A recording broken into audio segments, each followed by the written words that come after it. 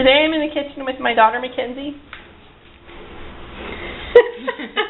And she's going to show you how easy it is to make bread. We have all of our ingredients here. Flour, honey, you can use sugar, we're going to use honey, yeast, water, and oil. And this recipe is from Making Bread as Easy as 1, 2, 3, 4 from justpeace.org. It's a recipe I got offline, of course, and I use it all the time. And this recipe calls for milk, but we found out when we didn't have milk, we could just use water. Okay, so we have a cup of warm water in the bowl, and she's going to go ahead and add 2 tablespoons of honey to this water.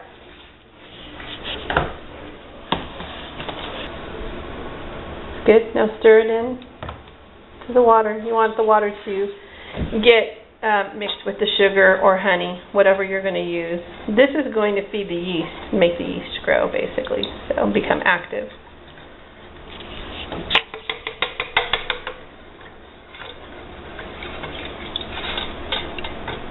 Okay.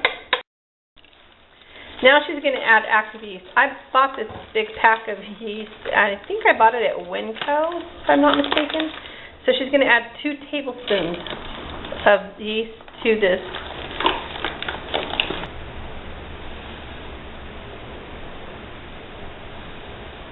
And we're going to let this sit for 5 minutes.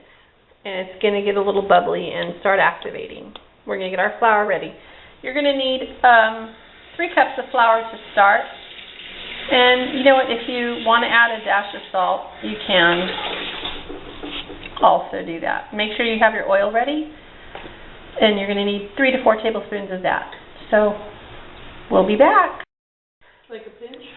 A dash, yeah, like a pinch. Back with Mackenzie, and we're going to finish making the first, well, it's the second step to making your bread, basically. She's going to add a dash of salt to the mixture. And you can see it's already kind of bubbling over here. It's been 5 minutes. She set a timer. What a good cook. Mackenzie's going to add 3 cups of flour to this mixture. And you know what, honey? You might want to go grab a wooden spoon, too, once you add that first cup. Is this okay? Mm-hmm. Go get your wooden spoon so you can start mixing it in. Those little spoons okay? Mm-hmm. You know what? We need to add our oil.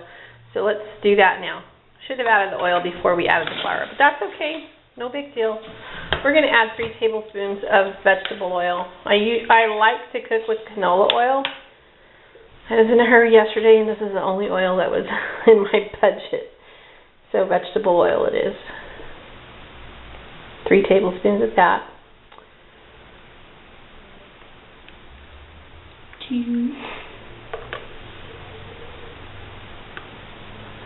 Okay.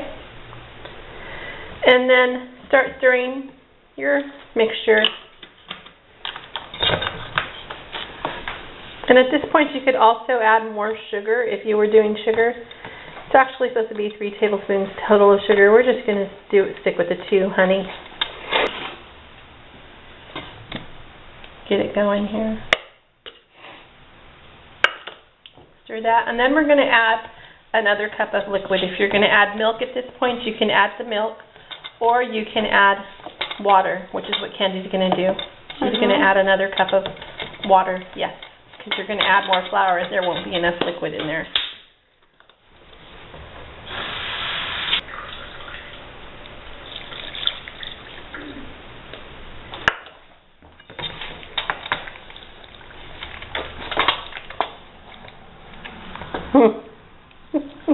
My kids don't like coming in the kitchen with me because I'm a perfectionist and I get real pissy, especially when I'm doing something that I expect them to know how to do all these things, and of course they don't. But I'm going to add another cup now? Yeah, you're going to add another cup of flour.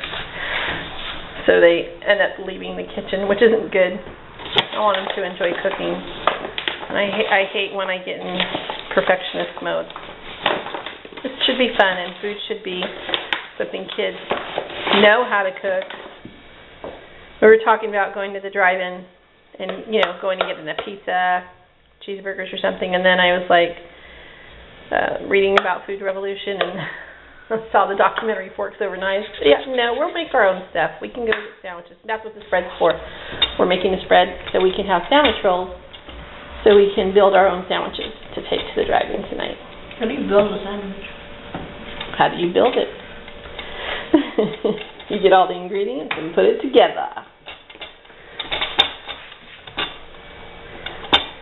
And you stir this 50 times in each direction. I fudge it usually, and I don't even count. I just stir it till it's mixed, pretty much. Should be like a big gooey mass, which is what it is.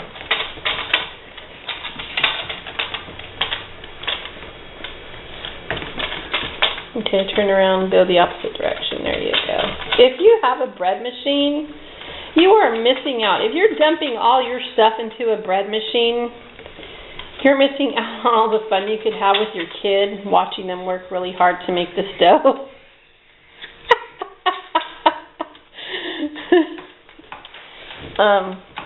But it's fun. It's fun that kids should be in the kitchen, like I said earlier. They should enjoy their food, know how to prepare it, know where it comes from. Okay, now add 3 to 4 more cups of flour. It's really, at this point, you are looking to form a nice big ball of dough so that you can let it set and rest. Is there enough flour? Yeah, there's enough flour in there. I have another bag. No worries. I would have said let's make bread if we didn't have everything. So she's going to add some more flour to that, and we'll come back to you and show you what it's supposed to look like. Okay, Kenzie's added, how many cups of flour have we added? 2. 2? Okay. And I think you can probably add 1 more cup and then work it with your hands so you see how it looks now. Let's add another cup and we'll come back and show you how that looks. Here we are with our ball of dough, and Kenzie's going to add just a little tiny drop of oil to the pan or the bowl that the bread was made in. Just a little bit. Tell me when. When. And she's going to rub that oil all over the sides of the pan. With my hand? Sides of the bowl, yes. So that it coats the bowl so the bread, when the bread rises, it doesn't stick. And our dough is a little bit sticky. Maybe high humidity today. That's okay. We're going to let it rise that way, and then we'll knead it, and the flour will have a better consistency. We kneaded this dough for about 5 minutes, and we're going to let it, like I said, rise to a rise. We're going to place the bread into the bowl. Oh. Kind of sticky. And we're going to cover it with a kitchen towel.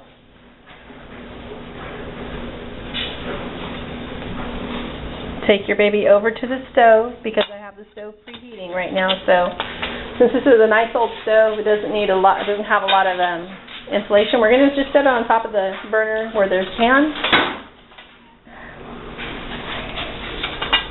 and let it rise. Okay, we're back from our little shopping trip, and here's the bread. It's doubled in size.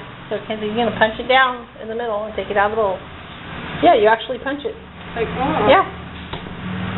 Let it deflate and gather up the dough. It's probably going to be a little bit sticky, and get it onto a floured surface. So we're going to add a little bit of flour here for Ken to be able to knead this dough. Put it down? Put it down. And kneading, you should knead it for, I don't know. I only need mine for maybe 10 minutes. I don't follow directions exactly to a T, and it seems to be like my stuff comes out okay. So, and with this instant yeast, you don't have to let it rise again. The recipe says to let your bread rise for an hour and then again for 30 minutes. What I'm going to do is shape my loaves in about 2 minutes here and put them on the pan, and they're going to rise on the pan before I bake them. And they rise for about 15-20 minutes.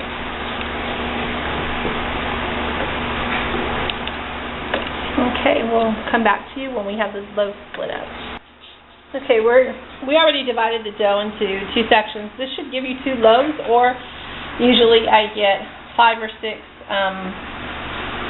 rolls or hamburger buns that I make, and we're going to do a longer, like a French bread loaf, sweet bread loaf, to make French bread pizza this week. So Kenzi's going to roll that out, and you just roll it out and shape it to an oblong, you know, like a sub.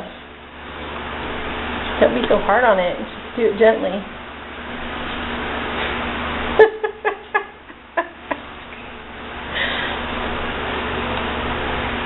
Here, let me show you what to do. You see how I'm barely laying my hands on it and moving it along so it stretches out the bread? And that's the size you want right there. Make sure it's even all the way through, the same size.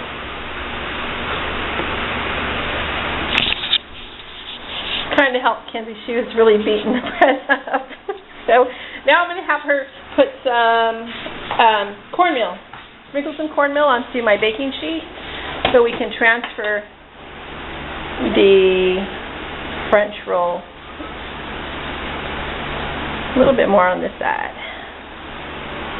And what this cornmeal does is it prevents the bread from sticking to the baking sheet. So we'll take the baking sheet over there to make the transfer easy. Move this flour out of the way. And I just want to lift that up.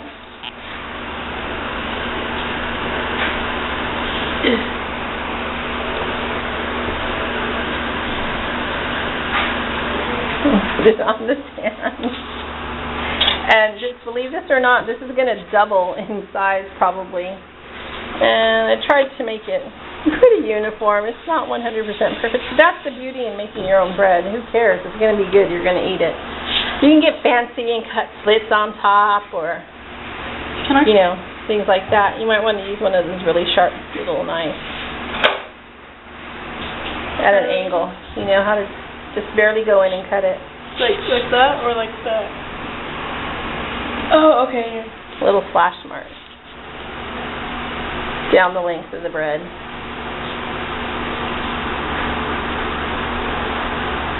I don't put egg white or any of that crap on my bread. I might sprinkle cornmeal on top, or you know, sesame seeds if you want sesame seeds, but we're just going to do it as is.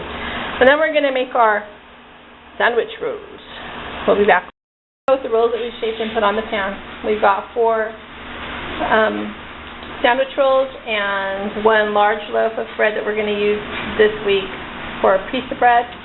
And then we have a small one here that just kind of got left off to the side. But he'll be okay. We'll bake him too. So that'll be our test bread. We dusted it with flour to give it a rustic look. Bread has doubled in size basically, and you can see how nice it looks. It's ready to go in the oven. We're going to bake it at 425 degrees for about 25 minutes tops. I'm going to check my rolls sooner just because they're smaller in size. So we'll show you the finished product. Okay. Ooh, pretty. This is after 15 minutes. And my rolls look like they're where I want them to be. My loaf is almost done too. Give it a few more minutes here. I'm going to pull out the rolls. Okay. This is my little mini roll, my tester that we had left over. Here are the rolls that we're going to make sandwiches on. We're supposed to go to the drive-in, but I don't know about it, girls. But let's show you what this looks like inside. Nice and fluffy and good. Want a piece? Is it good?